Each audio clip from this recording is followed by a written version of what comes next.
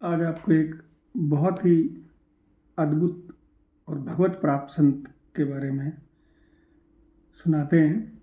वो संत हुए हैं करह में। करह सरकार के नाम से विख्यात थे। पटिया वाले बाबा श्री राम रतन दास जी महाराज बहुत ही अद्भुत और विलक्षण संत थे। एकांत में भजन करते थे और जिस पत्थर पर बैठकर बाबा भजन करते थे वो पत्थर भी सिद्ध हो गया। जब भी कभी आदमी उनके कोई पास आता था तो उनकी सिद्धि जब प्रसिद्ध हो गई थी तो वो अपने ऊपर कभी भी श्रेय नहीं लेते थे। वो कहते थे जो भी समस्या है अंदर जाके मंदिर में रघुनाथ जी से कहो, वो सब इच्छा पूर्ण करेंगे। और बाबा के जो भी मंदिर में जाकर जो भी इच्छा बोलता था वो सब पूर्ण होती थी। ऐसे बाबा का अद्भुत चमत्कार था। अब मनुष्य तो मनुष्य देखिए, उनके सानिध्य में रहने वाले पशु भी सिद्ध हो गए। बाबा के पास एक कुत्ता रहा करता था।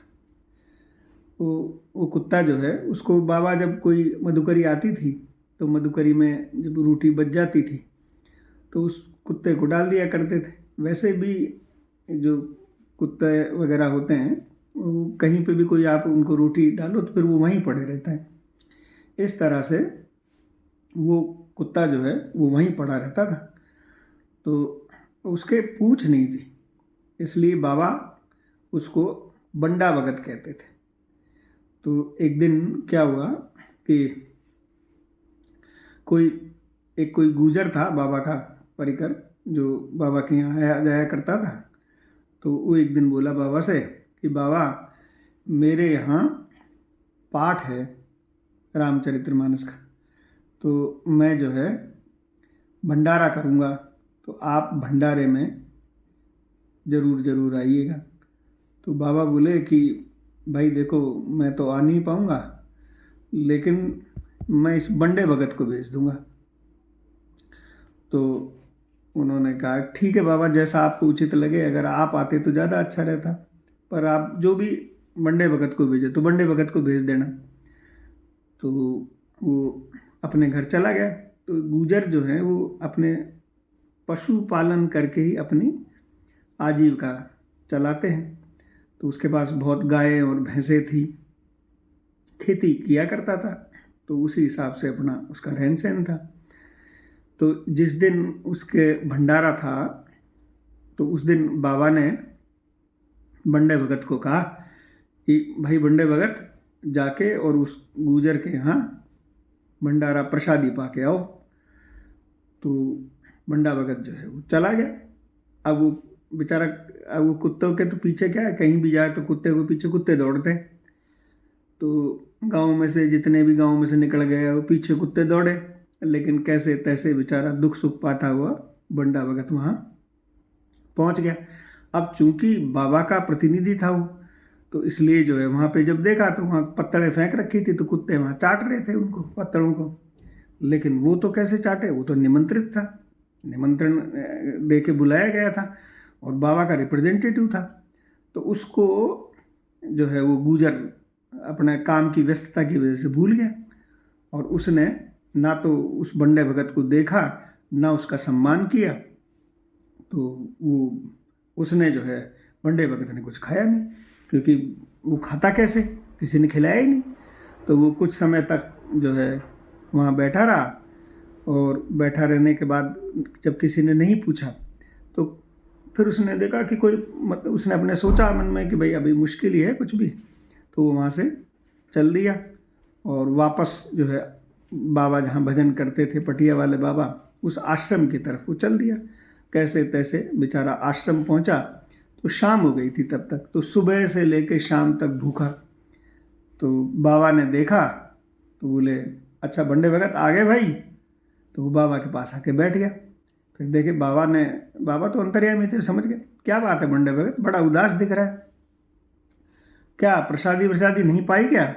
तो उसने ऐसे मुंह उठा के कहा अच्छा तो तेरे को प्रसादी नहीं दी। अरे राम राम राम राम, इतनी दूर गया भूखा ही रह गया। तो फिर बाबा ने जो भी अपने पास कोई टुकड़ा होगा बाबा ने दिया, उसने प्रसादी पा ली। अब ये घटना घटते ही अब उस गूजर की सारी भैंसें उसके और उसके जो गायें थी वो सब बीमार हो गई। और बीमारी भी ऐसी आई कि मरणासन वाली स्थिति हो गई, क्योंकि वो बाबा का रिप्रेजेंटेटिव था तो वो वैष्णव था। बाबा संत की ऊँटन झूठन खाता था, अधरामृत खाता था, तो वो कोई मामूली थोड़ी था, तो वैष्णव था। तो वो सारी गायें वैसे उसकी बीमार हुई। अब वो गूजर जो है बाबा के प्रति आस्था रखता था, तो दौड़ा दौड़ा बाबा के पास आया और आके बोला, बाबा मेरी तो भैंसें और गायें सब बीमार हो गई और वो तो मरने आसन पड़ी हैं, खूब दवाइयाँ करा ली, इलाज करा लिया, लेकिन बाबा कोई फ़ायदा नहीं हो रहा। तो बाबा बोले तूने वैष्णव अपराध किया है। तो बोले बाबा वैष्णव अपराध कैसे? बोले बंडे भगत को तूने, मैंने कहा था कि तेरा बंडा भगत आएगा और तूने बंडे भगत को पूछा ही नहीं। तो अब उसको गिल्टी कॉन्शियस हुई कि महाराज मेरी तो बाबा गलती हो गई, अब बंडे भगत को दोबारा भेज दो, मैं इसको जो है वह अच्छे से प्रसादी पवाऊँगा। तो बोले ठीक है। तो अब जो है बाबा ने बंडे भगत को कहा कि जा भाई बंडे भगत, जाके गूजर के यहाँ वापस से प्रसादी पा के आओ, इसकी बड़ी परेशानी हो गई, इसके जानवर परेशान हो रहे हैं, मर रहे हैं, तो तुम जाके इस पर कृपा करके आओ, इसकी प्रसादी पा के आओ। तो बंडा भगत जो है वो उठा नहीं और मुंह फेर लिया। तो बाबा के पास एक पतली सी लठिया पड़ी थी, बाबा ने मार के कहा कि अरे संत होके और अहंकारी होता है? संत तो निरंकार होता है, जिसने बुलाया चले गए, जिसने मना किया उसके यहाँ से वापस आ गए, इतना अहंकार रखता है, जा। तो बाबा ने जब उसके एक डंडी मारी तो वो चला गया और जाके और गूजर ने बड़े सम्मान सहित थाली में उसको बंडे भगत को प्रसादी पवाई और बड़े मान मनवार किए बाबा वो उसने गूजर ने। फिर वहाँ से वो उन्होंने प्रसादी पाके और जैसे ही बंडा भगत आश्रम पहुँचा तो उसकी भैंसें सब जानवर सब ठीक होने लग गए। अगले दिन आके कहा बाबा मेरे तो सब के सब जानवर ठीक हो गए। इस तरह से बंडे भगत का उसने प्रताप देखा। एक बार क्या हुआ, बंडा भगत जो है वो थोड़ा सा कामना जो है काम के प्रति आसक्त हो गया। एक दिन देखा बहुत कुतिया और कुत्ते जो है वहाँ पास से आश्रम से गुजरे, तो वो भी उनके पीछे पीछे, स्वभाव कुत्ते का होता है जैसा, तो वो भी उस कुतिया के पीछे पीछे चला गया। अब जो है किसी ने आके कहा कि बाबा वो बंडा भगत तो आज वो कुत्तों के झुंड में घूम रहा है। तो वो जब भी वहाँ से फ्री हुआ और वो आया, आते ही बाबा के पास जब आया तो बाबा ने कहा अरे दुष्ट बंडे भगत, तू संत की झूठन खा के और कामासक्त होता है, अभी तक तेरा काम मरा नहीं, इतना तू यहाँ भजन सुनता है, भजन करता है, संत की झूठन खाता है, फिर भी तेरे तक अभी तक चित्त तेरा शुद्ध नहीं हुआ, जा मेरे को मुंह मत दिखाना, आज के बाद कभी मत आना।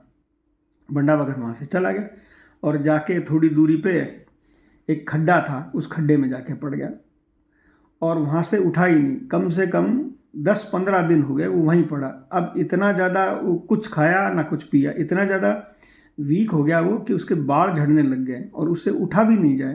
तो किसी ने आके बाबा से कहा कि बाबा वो बंडा भगत तो उस खड्डे में पड़ा है और इतना ज़्यादा कमज़ोर हो गया, आंखें अंदर धंस गई और बाल झड़ रहे हैं उसके। तो फिर जो है बाबा संत हृदय नवनीत समाना, संत जो है बाबा सरकार करे, बाबा सरकार उसको वहाँ बंडा भगत के पास जाके गए और बंडा भगत से बोले अच्छा तेरा प्रायश्चित हो गया बंडा भगत, आ जा, अब सब उससे मुक्त हो गया, अब आइंदा कभी ऐसे पीछे मत जाना काम आसक्त जीवों के पीछे, आ जा चल। वो खड़ा हुआ कैसे तैसे और बाबा के पीछे पीछे आके वापस वहीं पटिया बाबा जहाँ भजन करते थे वहाँ आके बाबा बैठे, वहाँ बाबा के पास बैठ गया और बाबा ने प्रसादी पवाई और उसके बाद वो स्वस्थ हो गया। उसके बाद कभी भी वो कामासक्त नहीं हुआ। अब देखिए आप मनुष्य की क्या हालत है और एक संत की शरण में आने के बाद एक कुत्ते की क्या हालत है, वो परम वैष्णव हुआ। ये कथा यदि सत्य घटना है आपको अच्छी लगी तो आप इसे सब्सक्राइब करें चैनल।